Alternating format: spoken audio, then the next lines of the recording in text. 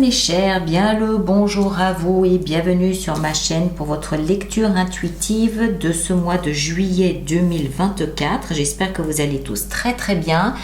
Que vous soyez signe solaire, signe ascendant, signe lunaire en balance, cette lecture peut vous concerner. Évidemment, vous ne prenez que ce qui résonne, ça va de soi.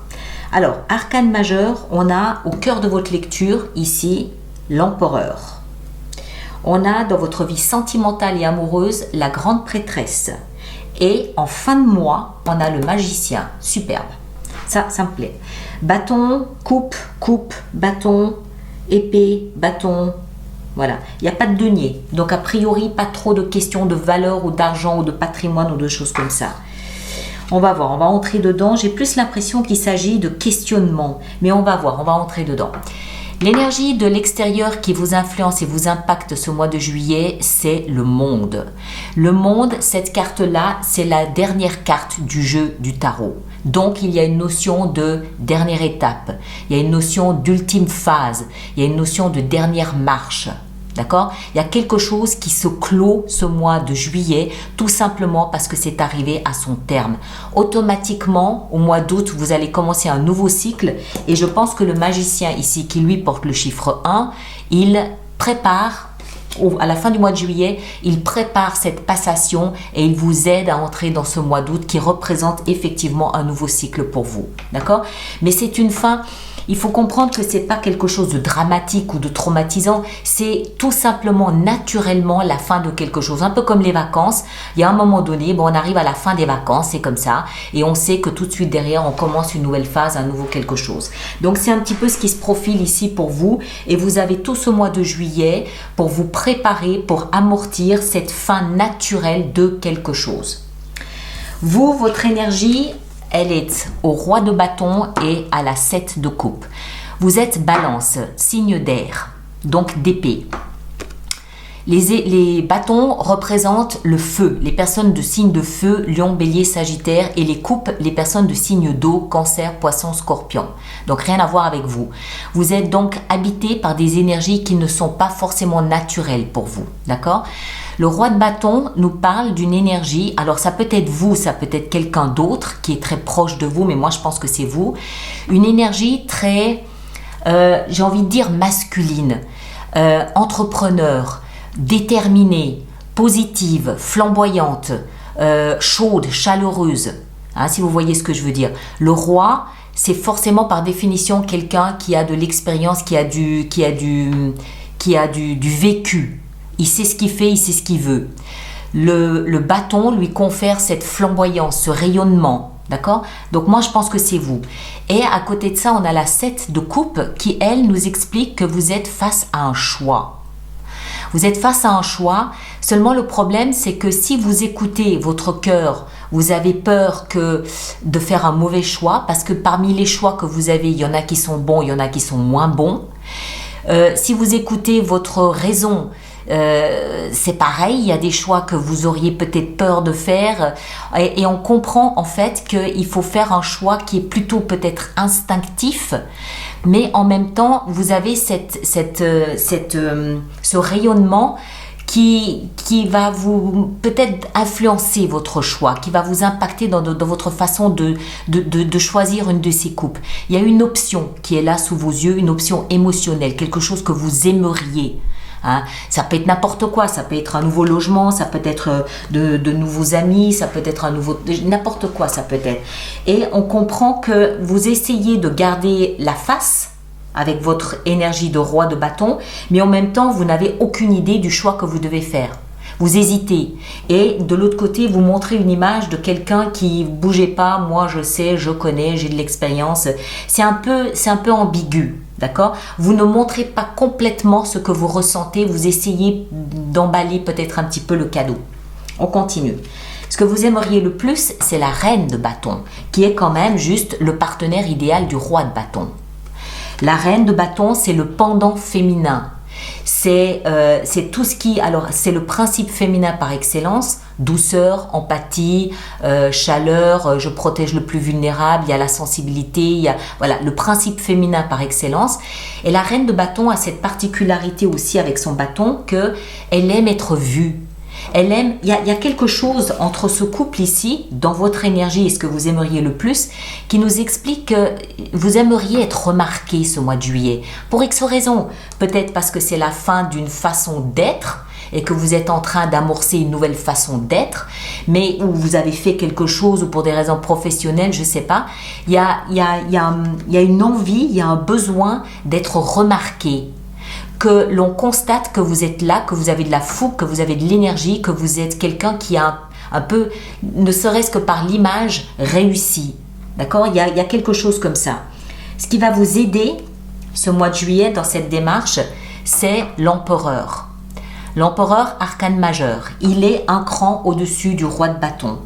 D'accord ? C'est le patron du roi de bâton, on va dire ça comme ça. L'empereur, c'est une énergie un peu froide. Il sourit pas souvent, il s'amuse pas beaucoup, il prend des décisions graves et importantes à longueur de journée. Il est assis sur son siège en marbre là, glacial, aucun confort. Par contre, il a une autorité, il a un pouvoir pas possible. Empereur, chiffre 4, chiffre stable, chiffre autoritaire.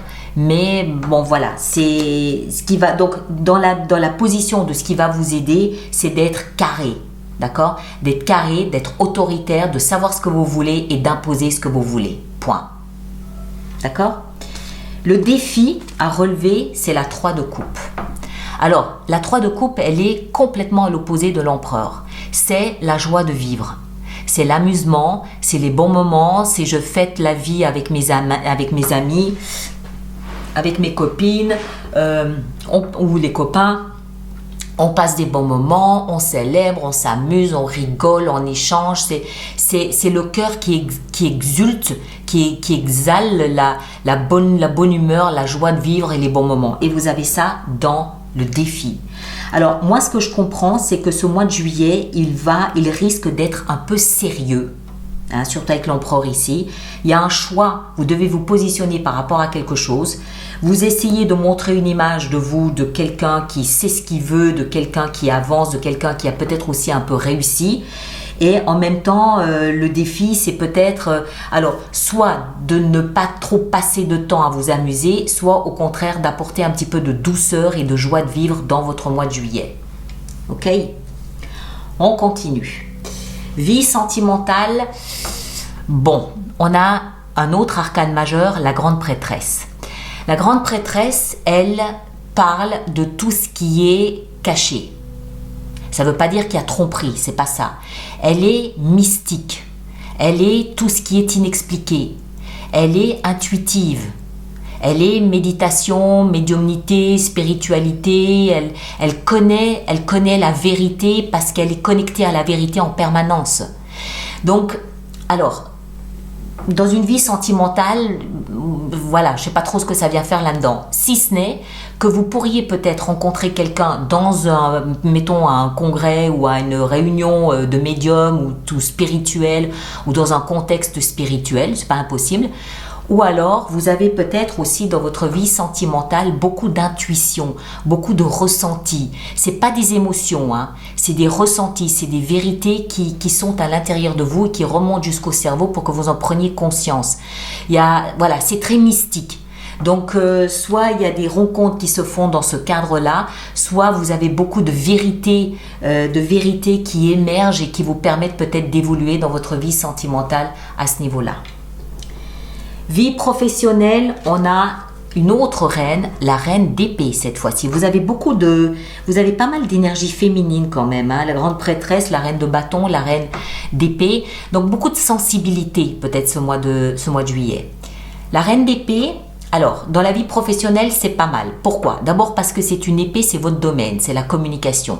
Verbale, écrite, ça peut aussi être des pensées. La reine d'épée, c'est une reine qui ne se laisse pas manipuler. Elle se laisse pas prendre par les émotions. Elle communique avec plaisir, mais elle ne se laisse pas prendre par les émotions. Elle coupe, tranche, net si ça lui plaît pas. On l'appelle la veuve ou la divorcée. Pourquoi ? Parce que encore une fois, elle est dans les prises de conscience, elle est dans les réflexions, elle est dans l'analyse intellectuelle et non pas émotionnelle. C'est pas la peine d'aller la voir en essayant d'attirer sa pitié, vous ne l'aurez pas.